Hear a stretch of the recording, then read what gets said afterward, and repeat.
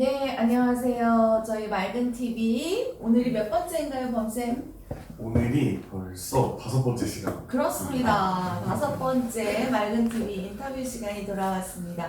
자, 모두 큰 박수로. 와. 네.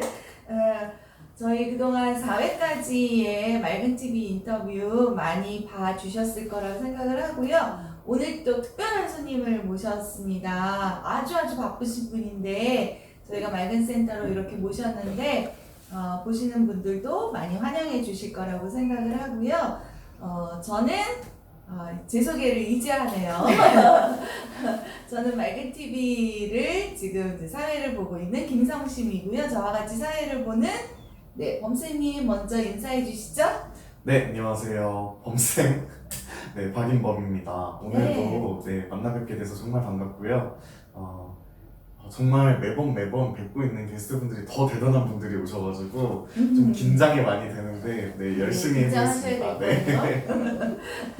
네, 오늘은 말씀 소개해드린 대로 아주 바쁘신 분이 오셨는데요.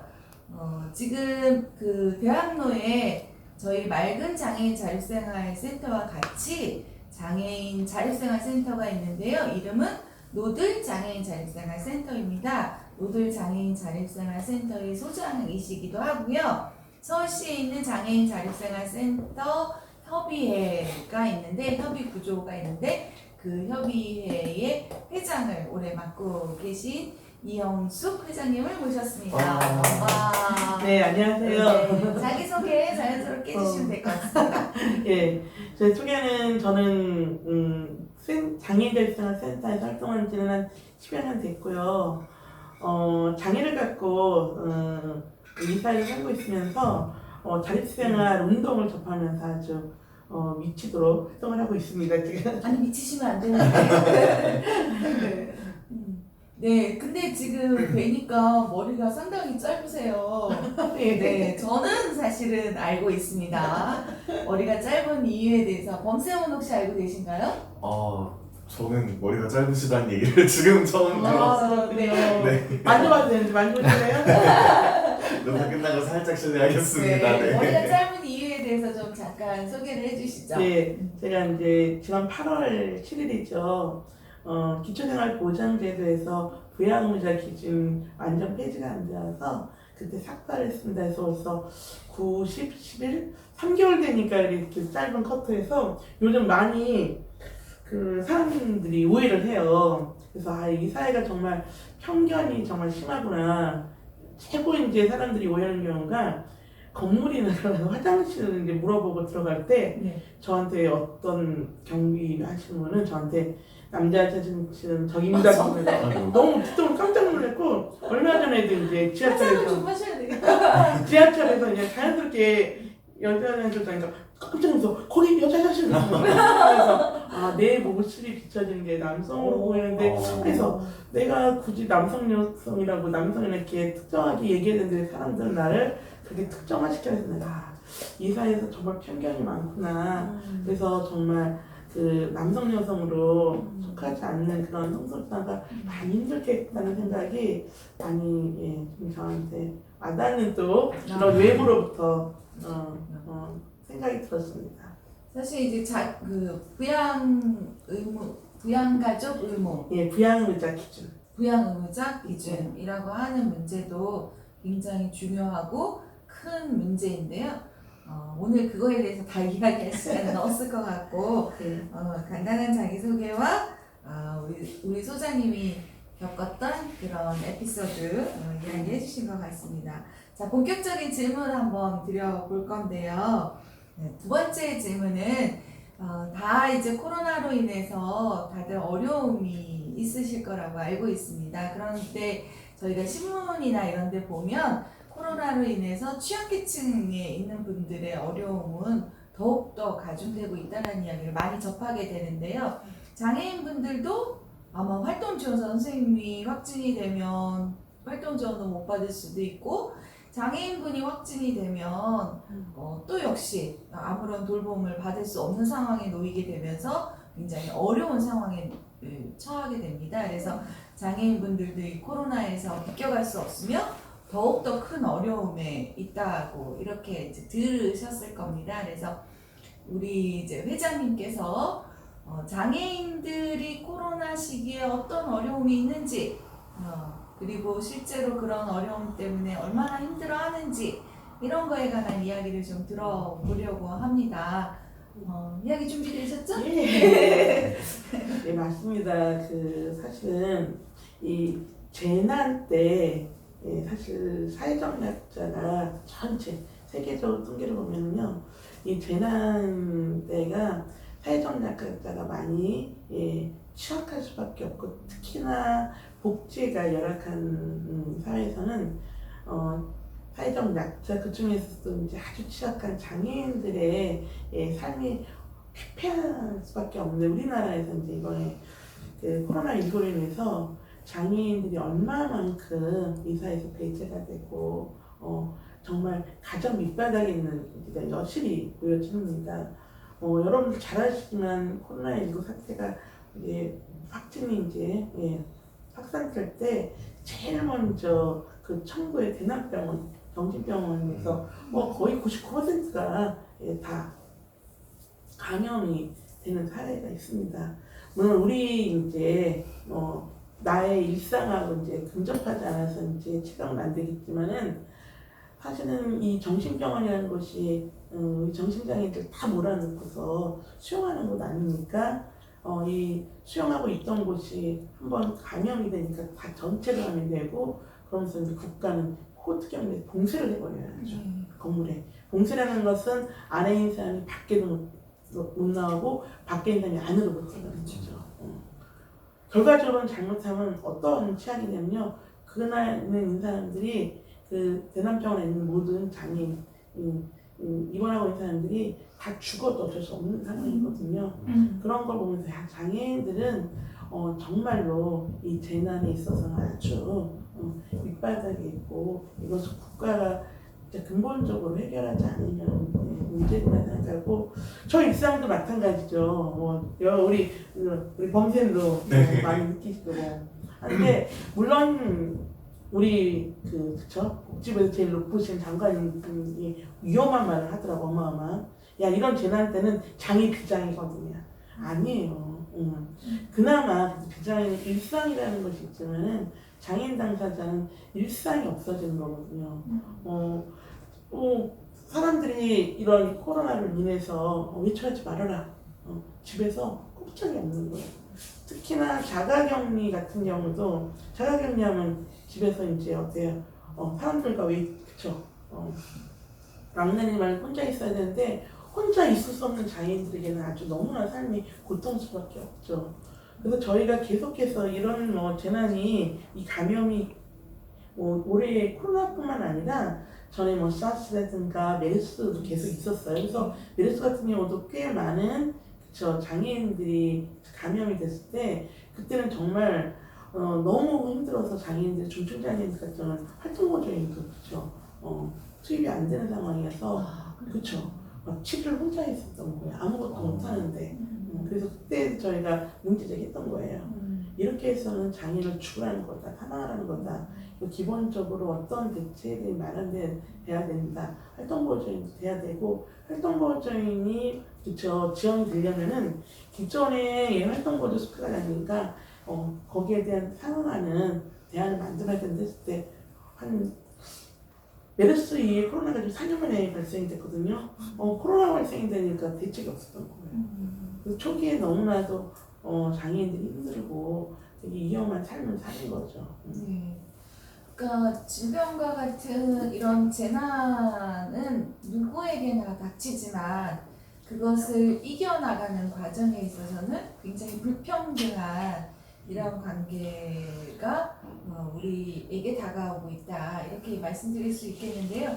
사실 이제 우리 범쌤 그 지하철 타시면 그 임산부 자리 있는 거 기억하시죠? 네. 네, 그것처럼 재난에 있어서 그 대책에 있어서는 특별히 장애인이나 노인이나 이런 취약계층에 대한 특별 대책이 별도로 또 마련이 돼야 된다.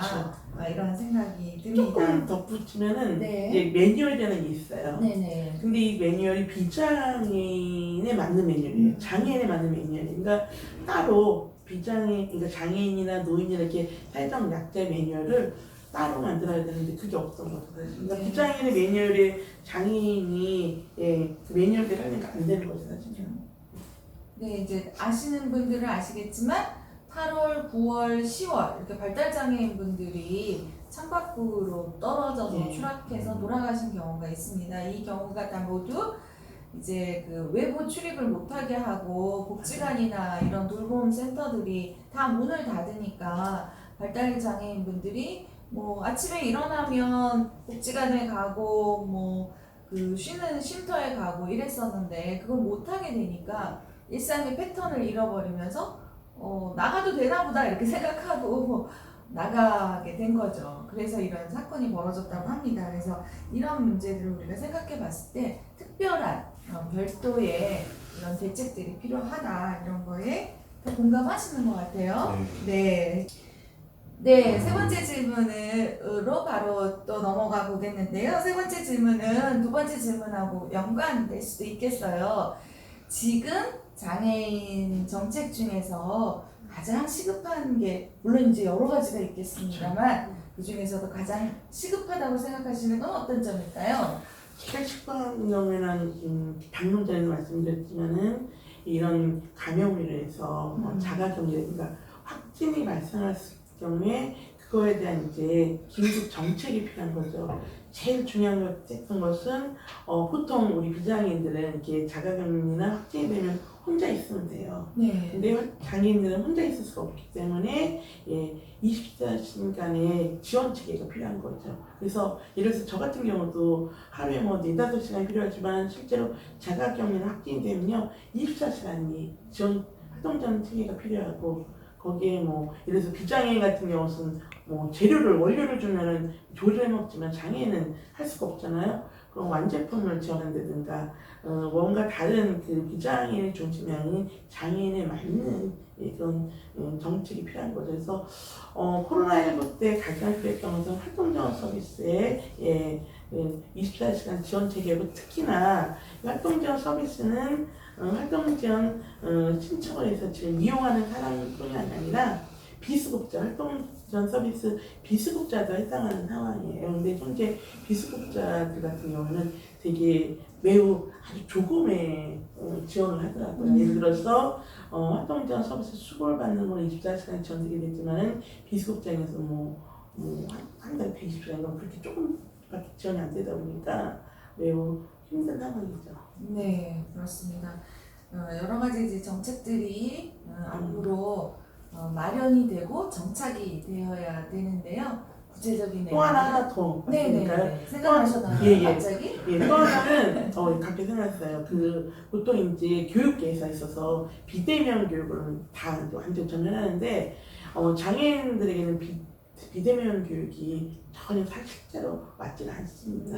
그래서 이 비대면 교육을 어떻게 해야 될지 고민하는 대면 교육을 그렇죠. 이 감염에 대면 교육을 어떻게 해야 될지가 가장 중요하고 만약에 정말 비대면 한다면 사실은 그 학습 조력자가 필요하지 않나는 생각 들고 실제로는 비대면이 장애인에게 맞지 않기 때문에 대면 교육을 어떻게 그렇죠, 해야 될지에 대한 그런 대안이 꼭 나야 된다는 겁니다. 네. 코로나가 좀 장애인은 좀 비껴갔으면 좋겠다는 생각을 저는 많이 하는데 범쌤도 마찬가지죠? 사실 모든 재난이라는 게 되게 어떻게 보면 되게 공평하기도 하고 어떻게 보면 되게 무섭기도 하다는 느낌이 좀 들긴 하더라고요. 그래서 좀 취약계층들한테 더 주어져야 하는 어떤 지원책이라든지 그런 것들이 많은 것 같고 지금 이제 회장님께서 말씀을 이어주시다가 보충할 것들을 속속 계속 말씀을 해주시고 계시잖아요. 근데 그걸 딱 들으면서 느끼는 게 와 진짜 부족한 게 많구나. 아직 진짜 나아갈 길이 많이 남았구나라는 생각이 좀 들어서 마음이 좀 씁쓸하기도 하고 또 이걸 통해서 그래도 몇 분이라도 보신다 혹은 또 몇십 분이 보신다 이런 생각이 드니까 더 열심히 촬영을 앞으로도 이어나가야 되겠다는 생각도 들고. 아, 네. 제가 방금 네. 범쌤이 재난은 공평하게 온다 했는데 이 공평하게 오는 재난을 어떻게 우리가 잘 슬기롭게 이겨내려 하는데 여기에 대해서 이걸 이제 직면하는 당사자들은 엄청나게 차이가 있는 거죠. 네. 왜냐하면 비장애 중상에서 장애는 너무나도 불평등한 구조에서 더 힘들 수밖에 없는 거죠. 맞아요. 만약에 지난번에 우리가 다 알고 있지만 미국의 그 트럼프 대통령도 코로나에 걸렸었잖아요. 네. 그런데 트럼프 대통령이 코로나 벗어나는 데는 3일밖에 안 걸렸어요. 근데 그때 든 돈이 엄청 많았다고 하잖아요. 네, 그러니까 그렇게 똑같이 코로나에 감염이 되더라도 취약계층에 있는 사람은 더 많은 재원 투자를 맞아요. 통해서 네. 좀 더 과학적이고 예. 좀 더 효과적인 방법으로 빠른 시일 내에 그 감염의 상태에서 벗어날 수 있도록 하는 지원책들이 마련이 돼야 되는데 오히려 이제 사회에서는 뭐 예산의 문제라든지 또 다른 여러 가지 이유를 들어서 그 취약계층에 대한 거는 그냥 봉쇄를 하거나 나몰라루로 그냥 네. 벽을 그러니까- 치는 걸로 대책을 마련하는 게 문제인 거죠. 탈시설 정책을 지금 하고 있는 외국계 같은 경우에는 시설에서 이게 감염이 확산되니까 오히려 이렇게 감염 재난 때는 지역사회에 나와서 있게끔 하는 재원들을 마련한다. 근데 저희는 더욱더 시설을 강화하고 있잖아요. 네. 그게 문제인 거예요. 네. 뭐 장애뿐만 아니라 안타까운 상황이 많습니다. 그래서 요양병원에 있는 분들도 맞아요. 자녀 자제분들도 전혀 못 보고 맞아요. 네. 감염 이 코로나가 고약하긴 한데 슬기롭게 대처하는 이런 방법들이 더욱더 많이 논의가 됐으면 좋겠습니다. 어떡하죠? 질문 드려야 될 거 너무 많은데 시간이 이렇게 정말 빨리 지나가고 속절없이 있어서 시간이 가네요. 네, 제가 좀 더 말이 막 빨라지는 것 같습니다. 네. 그러면 다음으로 저희가 질문 드려보고 싶었던 건 사실 질문이 너무 많았는데 고르고 골랐는데 지금 제 강서구에 있는 그 발산동인가요? 발산동에 있는 장애인 어울림 플라자라는 문제가 크게 화두가 되고 있습니다. 그래서 이전에 한국정보화진흥원이 있던 건물이 정보화진흥원이 나가면서 그것을 장애인의 복합 문화예술 공간으로 만들려고 했었는데 주변에서 반대가 되게 많았다고 합니다. 옆에 아파트에서는 우리 집값이 떨어진다 이렇게 해서 반대하고 또 그 반대쪽에 있는 옆에 학교에서는 장애인들이 왔다 갔다 하면 아이들이 위험할 수 있다 이렇게 얘기를 했다고 해요. 아니 범쌤, 장애인이 왔다 갔다 하면 아이들이 위험에 처하게 되나요?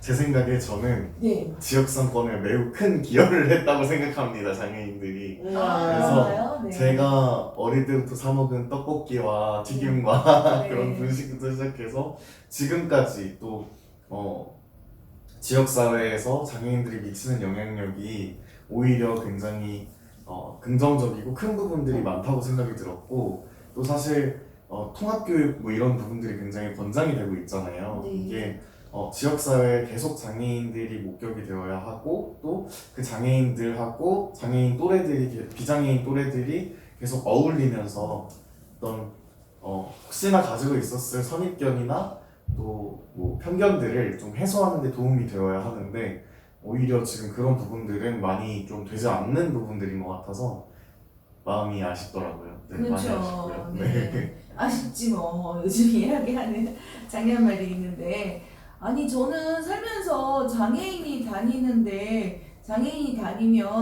아이들이 위험하다 이런 얘기는 세상 처음 들어본 이야기인데요. 그런데 이제 그쪽 상황을 좀 말씀드리자면 그 아파트 주민들은 조금 지금 반대를 안 하신대요. 방금 범쌤이 얘기한 것처럼 오히려 거기가 어울림 플라자가 생기면 주변에 상권이 더 살아서 아파트 값이 오른다라는 얘기도 또 들어서 반대를 안 하는데 이제 학교에서는 여전히 학부모님들이 반대를 하고 있다고 합니다. 이처럼 우리 사회가 가지고 있는 편견은 굉장히 다양한 종류로 넓게 퍼져 있습니다. 장애인에 대한 편견도 아주 높은 장벽을 이루고 있는데요. 장애인의 편견에 대해서 우리 회장님은 어떻게 생각하시는지 궁금해요. 저는 사실 편견을 넘어서 이번에 강서구에 있는 어울림 프라자를 보면서 역시 장애를 아직도 이 사회는 혐오 대상으로 보고 있구나. 네. 그렇기 때문에 장애인이 처음에 같이- 혐오 시설이라고 또 그러니까요. 얘기했다고 예, 하더라고요. 장애인이 같이 있으면 아이들에게죠 미치는 영향이 안 좋다 얘기를 하는 거서 저는 이것을 느끼면서 저는 보면서 정말 더 열심히 제가 자립생 운동을 해야겠구나. 네.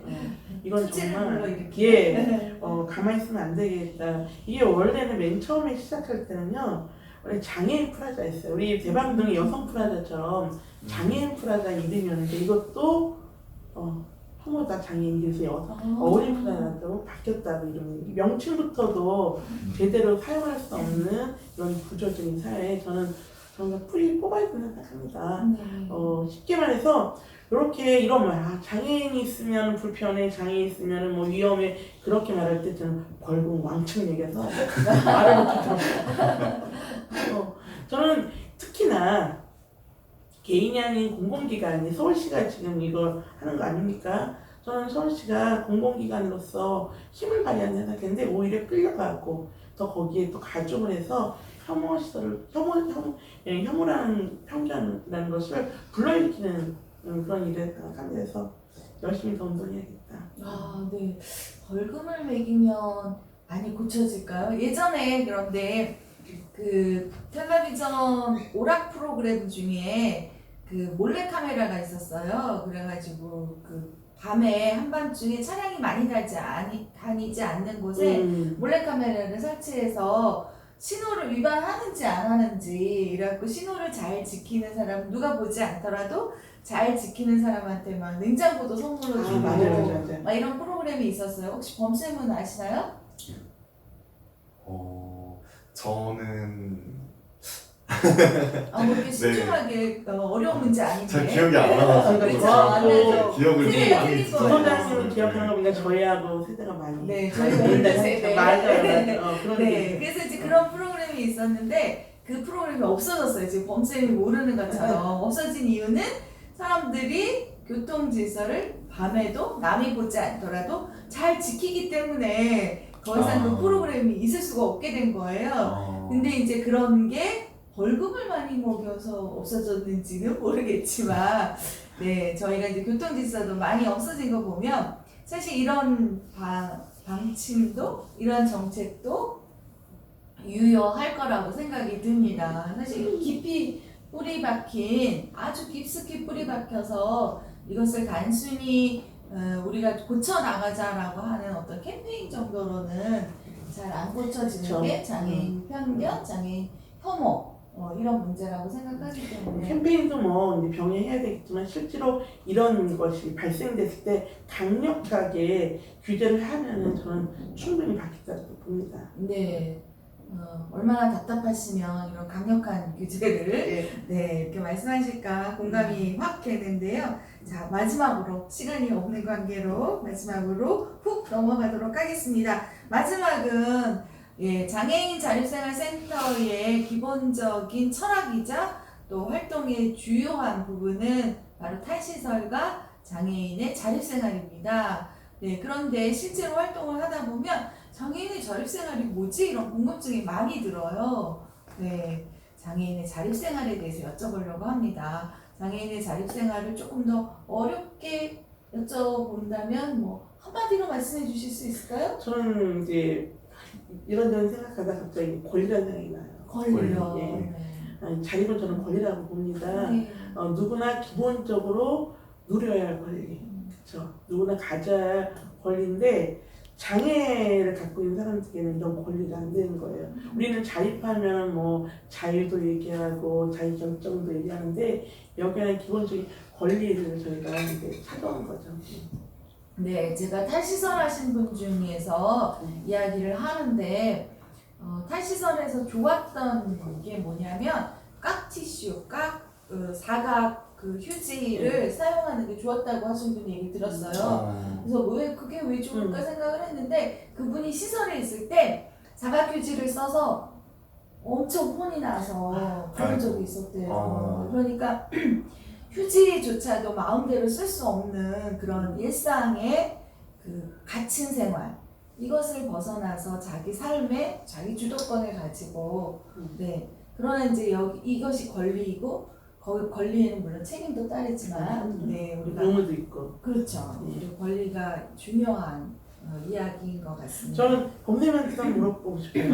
범쌤이 약간 자립은 어떤가? 그 전에 우리 범쌤은 자립하신 건가요? 저는 계속 저는 사실 요즘 이런 말을 해도 될지 모르겠지만 정말 완벽한 자립이라는 말을 쓰기는 좀 부족하지 않나 아직도. 그거는 뭐 비장애인들도 그렇고 모든 장애인들에게도 어떻게 보면 해당하는 표현인 것 같아요. 그래도 제가 자립에 대해서 생각하는 것은 행복? 저는 행복이라는 생각이 들어요. 왜냐면